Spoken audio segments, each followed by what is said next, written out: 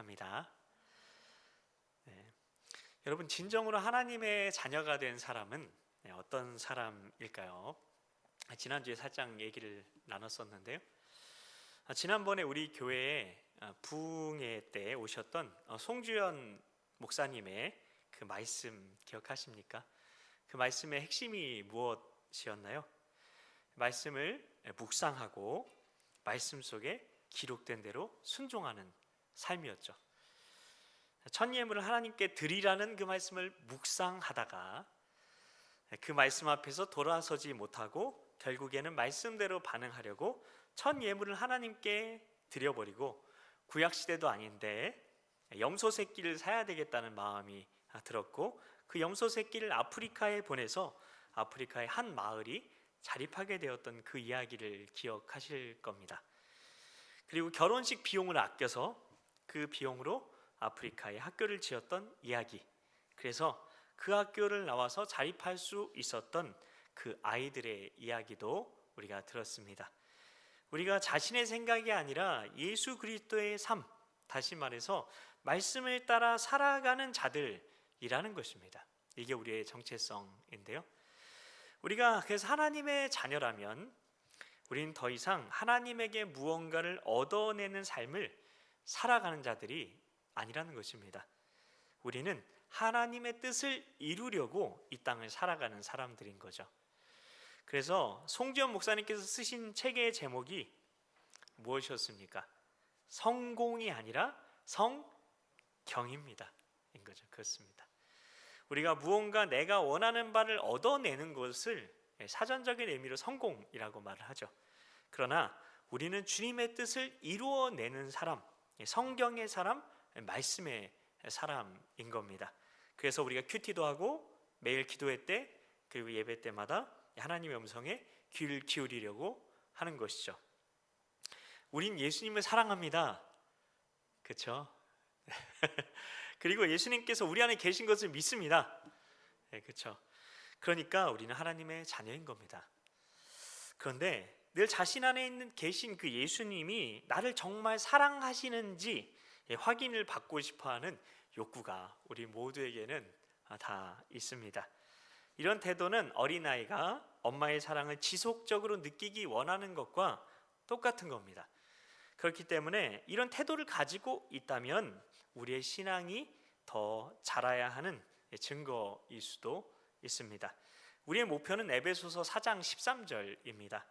우리가 다 하나님의 아들을 믿는 것과 아는 일에 하나가 되어 온전한 사람을 이루어 그리스도의 장성한 분량이 충만한 데까지 이르리니 라고 말하고 있습니다. 성경은 우리의 성장의 목표가 그리스도의 장성이 충만한 데까지 이르는 것이 되어야 한다, 이렇게 말합니다. 근데 나 같은 죄인이, 나같이 믿음 없는 사람이 어떻게 우리가 예수님께서 장성하셨던 그때의 분량만큼 잘할 수 있을까 싶긴 합니다. 이것은 우리가 그런 목적을 가지라는 거죠. 목적. 여러분, 목적은 방향성을 말하죠. 그것은 이루어지지 않습니다. 죽을 때까지 이루어지지 않는 방향성을 이야기하는 겁니다. 목적의 사전적인 의미는 이루어질 수 없는 이상향과 비전 같은 것이라고 되어 있습니다. 큰 바위 얼굴이라는 굉장히 유명한 소설을 들어보셨을 텐데요. 큰 바위 얼굴과 같이 되는 것을 목적으로 삼고 어린 시절부터 그 큰 바위 얼굴을 보며 닮아가고자 했을 때 나중에 어른이 된 그에게서 큰 바위 얼굴의 모습이 나타났다는 유명한 소설인데요. 그 소설처럼 우리가 예수님을 닮아가는 것을 인생의 목적으로 삼아야 우리가 우리를 통해서 점점 주님께서 드러나시는 삶을 살 수 있다는 말인 것이죠. 우리는 예수님께서 정말 내 안에 계시고 항상 나를 사랑하시는지를 확인하는 신앙에서 벗어나서 그런 신앙을 가지고 있다면 그 신앙에서 더 자라가야 한다는 거죠. 그 신앙에서 벗어나서 내 안에 계신 그분께서 나를 통해 은혜와 진리를 나타내시는 것을 매일의 삶 속에서 경험하는 삶을 살아가야 한다는 것입니다.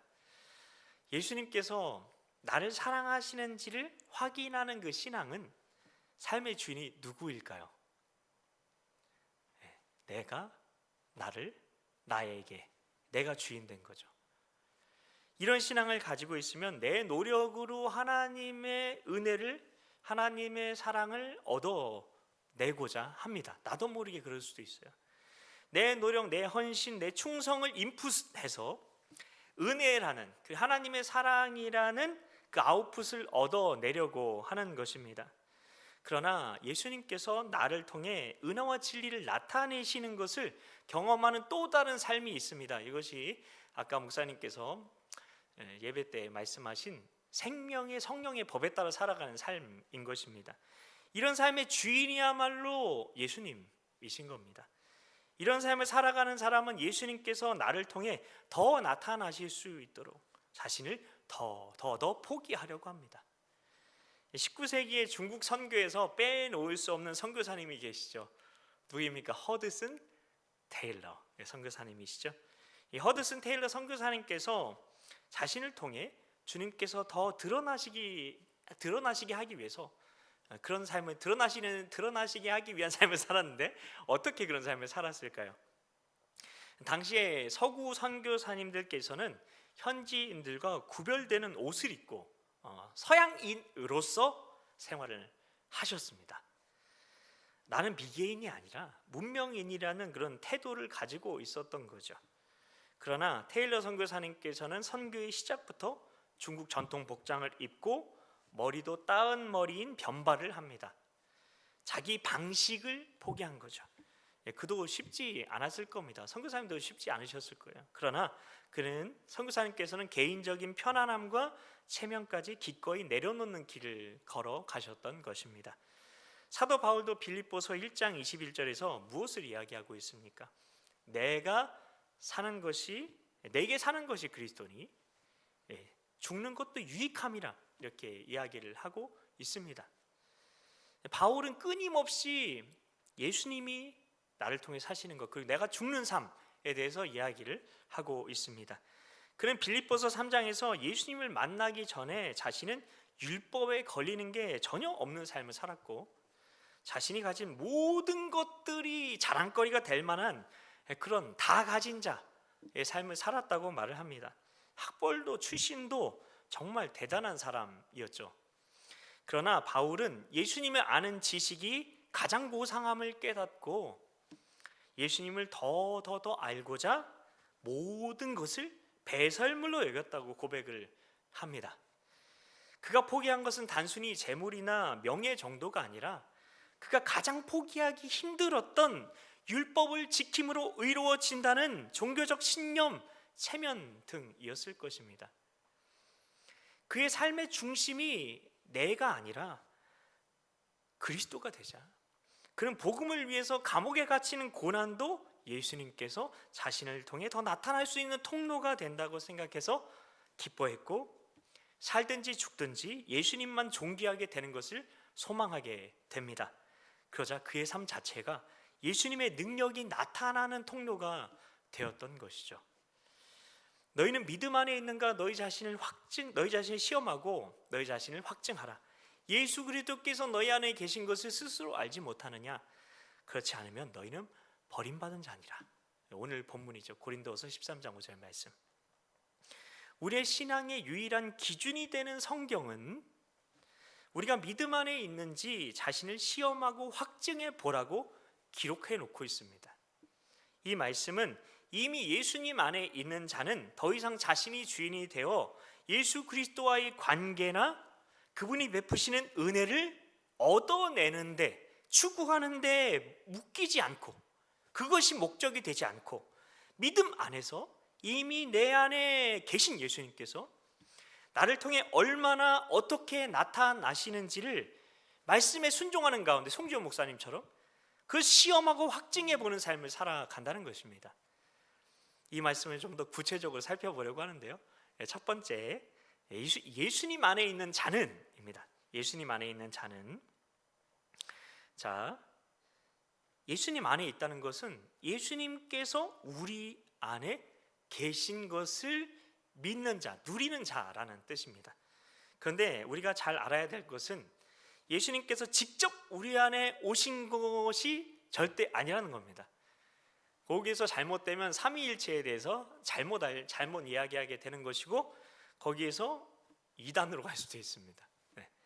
그러면 예수님의 다시 오심을 재림이라고 우리가 부르는데, 그럼 예수님이 우리 안에 오셨으면 이미 재림이 이루어진 거잖아요. 마라나타 신앙 자체가 말이 안 되는 겁니다. 그러나 예수님은 아직 오시지 않았어요. 예수님이 아직 오시지 않아서 우리는 마라나타 하면 주 예수여 속히 오시옵소서라고 찬양하는 거죠. 그러면 예수님께서 우리 안에 직접 오신 게 아니라면 누가 우리 안에 계신 거죠? 그렇습니다. 네, 로마서 8장 9절, 만일 너희 속에 하나님의 영이 거하시면 너희가 육신에 있지 아니하고 영에 있나니 누구든지 그리스도의 영이 없으면 그리스도의 사람이 아니니라. 우리 안에 계신 분은 그리스도의 영이신 성령님을 말씀하는 겁니다. 그러면 예수님 안에 있는 자라는 말은 뭘까요? 인싸, 아싸를 생각하시면 됩니다. 아싸와 인싸의 차이가 무엇입니까? 내가 속하기 원하는 공동체 안에 들어와 있으면 인싸인 거죠. 그러니 성령님께서 우리 안에 들어오셨으면 우리는 이미 예수님 안에 있는 자라는 것입니다. 그러니까 사도 바울의 말씀처럼 우리 안에 성령님께서 계시면 우리는 이미 그리스도의 사람인 것입니다. 그리고 우리는 예수 그리스도 안에 있다는 것입니다. 이것을 위해서 우리가 추구할 게 아니라는 것입니다. 성령님께서 우리 안에 계신 것이 확실하면 여러분은 예수님 안에 이미 있는 것이고 믿음 안에 계신 것이 확실하다는 겁니다. 이게 절대 흔들리면 안 돼요. 어떤 경우에도 어떤 상황에도 나는 예수님 안에 있다는 것을 믿으셔야 합니다. 두 번째로는 더 이상 자신이 주인이 되어서 예수 그리스도와의 관계나 그분이 베푸시는 은혜를 추구하는 데 묶이지 않는다는 것입니다. 이 말이 무슨 말일까요? 예수님과의 관계를 추구해야 되는 것도 맞죠. 그게 제일이 돼야 되는 거고 예수님께서 베푸시는 은혜를 추구해야 되는 것도 맞는 것 같은데, 근데 이 두 가지를 다 부인하는 것처럼 보이잖아요. 근데 중요한 게 있다는 거예요. 바로 그게 그 시작입니다. 내가 그것들을 추구하면 안 된다는 겁니다. 그 시작이 내가 되면 안 된다는 거예요.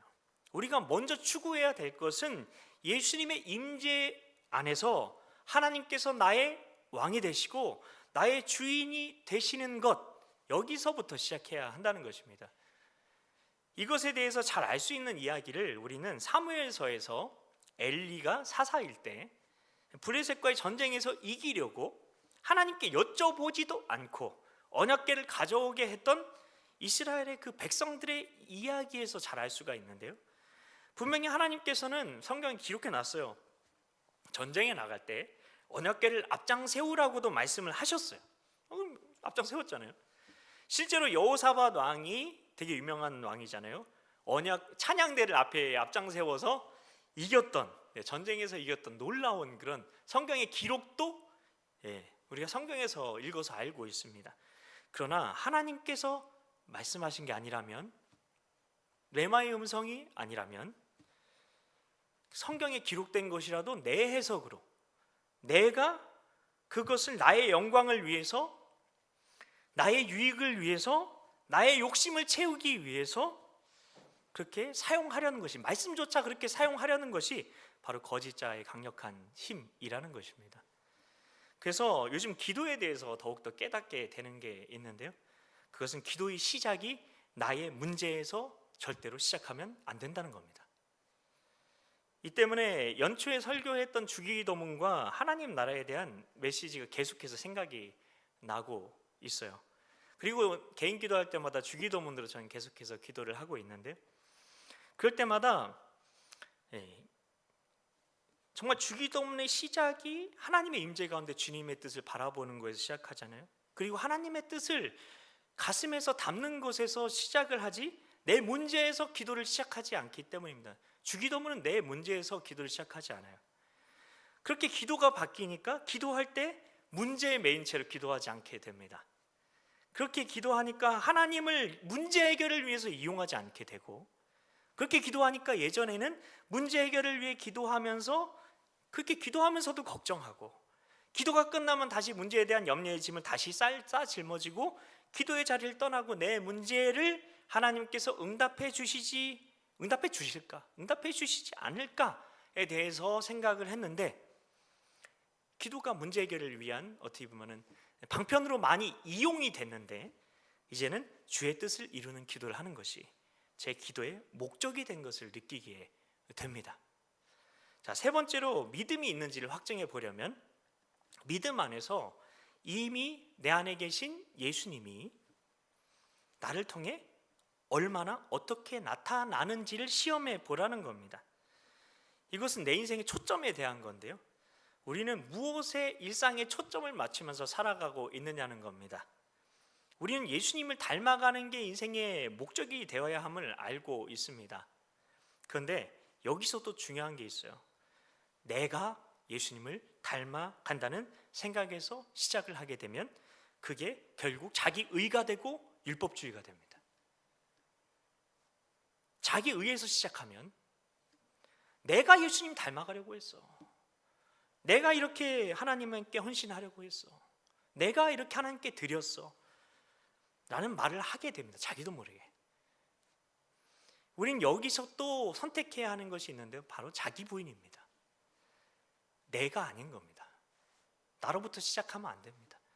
우리 삶의 주인이 예수님이시고 나의 왕이 예수님이시면 예수님께서 나를 통해 일하실 수 있게 해야 하는 것입니다. 나에게 말씀하실 수 있게 해야 하는 것입니다. 성경은, 복음은 계속해서 자기를 부인해라, 내 권리를 포기해라, 내 생각을 믿지 말아라, 그렇게 말씀합니다. 그리고 또한 오직 예수로 살아라, 오직 성령의 충만함을 받으라 말씀합니다. 이것을 한 문장으로 요약하면 앞부분은 내가 줄 거고 뒷부분은 예수로 살아가라가 되는 거죠. 그래서 우리는 내가 사는 게 아니라 내 안에 예수님께서 사신다고 생각하고 일상을 살아가는 그런 새로운 관점을 가져야 합니다.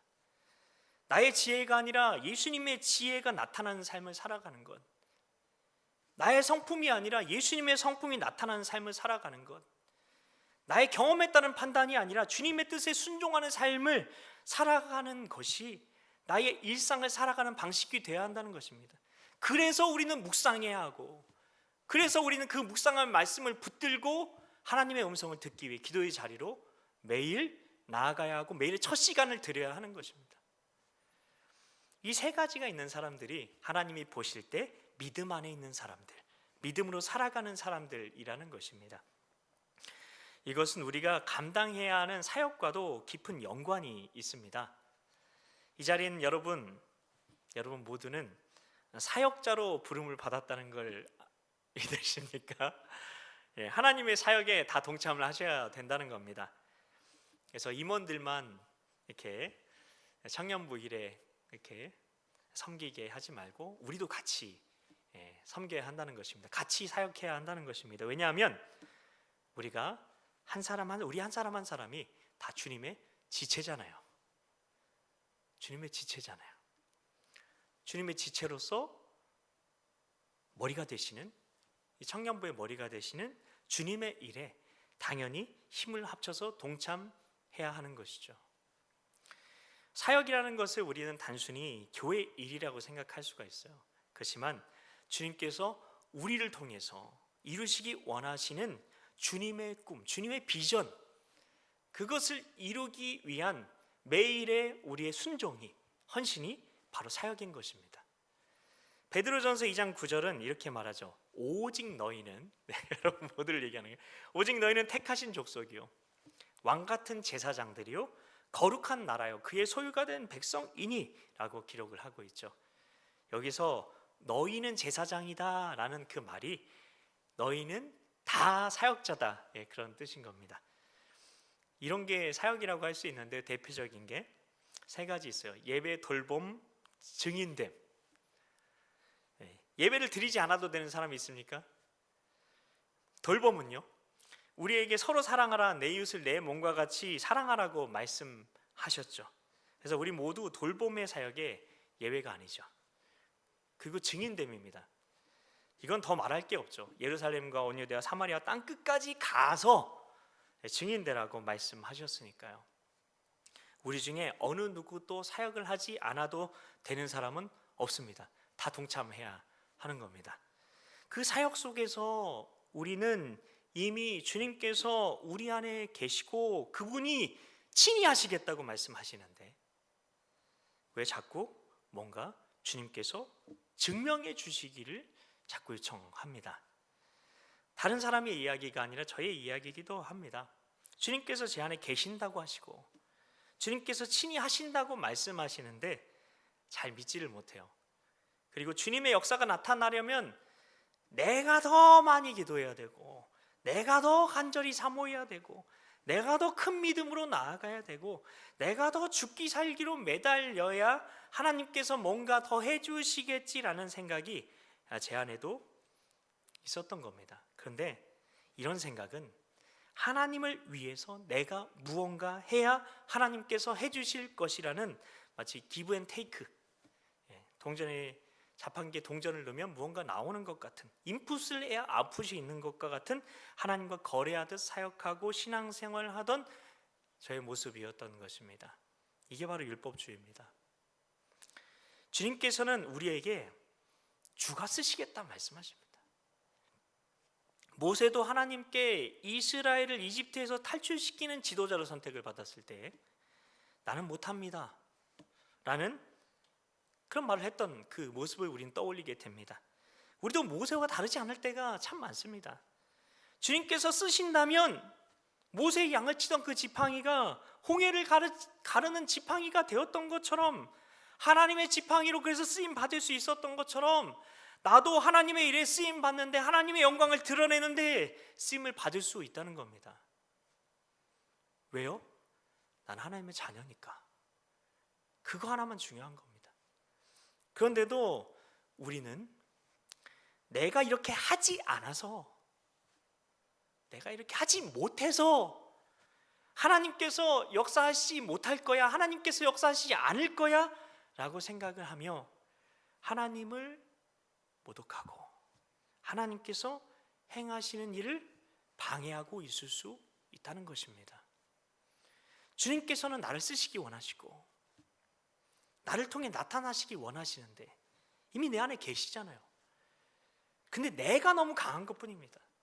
내가 너무 강해서, 내가 주인이 되어서 우리를 통해 하나님 나라가 세상으로 침노하지 못하고 있을 수 있다는 것입니다.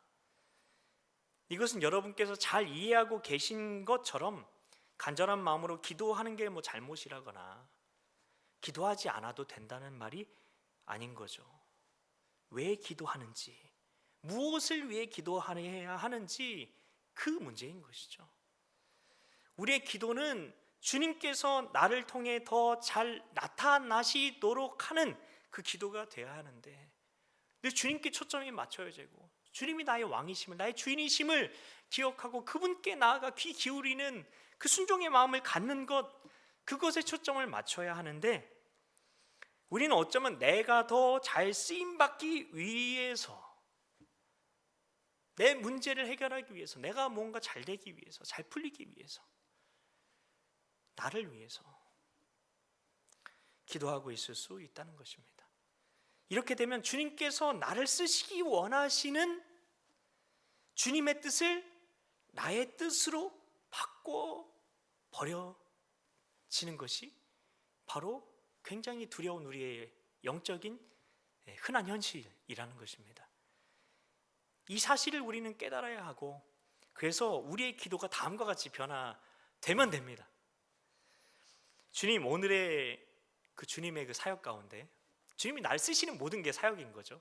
일상에서 우리가 직장 생활하는 것도 사역입니다. 주님께 쓰임 받는 거니까. 그래서 오늘의 사역 가운데 제가 주님의 방해물이 되지 않게 하소서. 주님께서 행하시는 일에 나를 통해 행하셔야 되니까 주님께서 행하시는 일에 제가 갖가지 이유를 대며 주님의 역사가 일어나지 않을 것이라는 믿음을 갖지 않게 하소서. 제가 할 수 있는 유일한 일은 제 자아를 십자가에 못 박는 것입니다. 그리고 주님께 기울이는 것입니다. 귀 기울이는 것입니다. 주님의 지혜와 주님의 성품과 주님의 뜻이 저를 통해 마음껏 나타나 주시옵소서. 이 기도만 드리면 되는 겁니다. 우린 더 이상 예수님께서 나와 함께 하시기를 위해서 기도하면 안 됩니다. 왠지 아시죠? 주님께서 나와 함께 해달라는 것은 이런 뜻이죠. 주님, 제가 할 테니까 주님께서 나의 헬퍼가 되어주세요 라는 말인 거죠. 근데 그게 아니라 예수님께서 나의 왕, 나의 주인이 되어 주시옵소서, 이 기도를 드려야 한다는 것입니다. 주님께서 우리를 통해 더 잘 나타나시도록 나 자신을 포기하는 기도를 해야 하는 것입니다. 그게 오늘 목사님께서 대예배 때 선포하신 그 말씀인 거죠. 낮아지고 주님께서 나를 통해 나타나실 수 있도록 내가 평평한 길이 되는 거죠. 우리는 어린아이와 같은 신앙에서 벗어나야 합니다. 갈라디아서 3장 24절은 말합니다. 이같이 율법이 우리를 그리스도께로 인도하는 초등교사가 되어 우리로 하여금 믿음으로 말미암아 의롭다함을 얻게 하려 함이라. 율법적으로 신앙생활하는 것은 초등교사라는 것입니다. 이건 뭐 헌금 생활해야 되고 주일에 교회 빠지면 안 되고 매일 뭐 해야 되고, 그게 바로 율법의 주의고 그게 초등교사라는 겁니다. 어린 나이와 같은 신앙이라는 것입니다. 내가 무언가에서 하나님께 인정받고 복을 받으려는 신앙이 바로 율법적인 신앙생활인 것입니다. 근데 갈라디아서 3장 25절은 말합니다. 믿음이 온 후에는 우리가 초등교사 아래에 있지 아니하도다. 이제 생명의 성령의 법 아래에 있다는 거죠. 이제 더 이상 어린아이 같이 신앙생활을 하면 안 된다는 것입니다. 이미 내가 너희 안에 성령을 통해 함께 있으니까, 이제 내가 너의 주인이고 너의 왕이니까 내가 죽고 예수로 살아라 말씀하시는 겁니다. 이게 진짜 믿음이라는 것입니다. 주님께서는 이 믿음만큼 우리를 통해 역사하실 수 있습니다. 어떻게 보면 되게 작은 차이 같을 수도 있지만 이것은 하늘과 땅의 차원의 문제입니다. 완전히 다른 신앙생활입니다. 이제 말씀을 마치겠습니다. 형제 자매 여러분, 우리는 뭔가 주님께 더 드리고 더 열심히 기도하고 더 최선을 다해야 어떤 그런 문제 해결이 일어나고 기도 응답을 받고 어떤 역사가 나를 통해 일어날 것 같은 그 생각에서 벗어나야 합니다. 율법적인 신앙생활이 아니라 이미 내 안에 성령으로 찾아오신 성령님의 인도하심을 받는 신앙생활을 해야 하는 것입니다. 나를 쓰시기 원하시는, 나를 통해 나타나기 원하시는 주님의 마음과 주님의 뜻과 주님의 지혜에 초점을 맞춰야 한다는 것입니다. 나를 통해 주님께서 반드시 나타난다는 그 믿음을 가지고 우리는 믿음의 순종을 하는 데 있어 실패를 두려워해서는 안 됩니다. 두려워하는 마음은 이미 내가 주인이 되어 있다는 증거인 것입니다. 두려움을 벗어버리는 데는 이 믿음이 필요합니다. 주님 뜻이 아니었나 보네. 이 마음으로 나를 쓰시기 원하시는 하나님의 마음에만 초점을 맞추고 살아가십시오. 주님의 인도하심을 받는 것에 실패를 두려워하지 마십시오. 주님 뜻이 아니었나 보네. 그리고 계속해서 순종을 결단하고 넘어져도 계속 걸어가는 겁니다. 이 실패의 경험이 쌓여서 점점 더 주님과 동행하는 삶을 반드시 여러분 사시게 될 겁니다. 우리 안에 예수님께서 이미 함께 하십니다. 예수님께서 나를 통해 아버지 뜻을 이루기 원하십니다. 오늘 우리가 맞이하는 모든 상황과 문제 가운데 주님께서 함께 하시고 주님께서 주님의 뜻을, 그 아버지의 뜻을 이루신다는 그 믿음을 가지고 살아가시면 모든 것이 합력해서 반드시 선을 이루게 될 겁니다. 진심으로 축복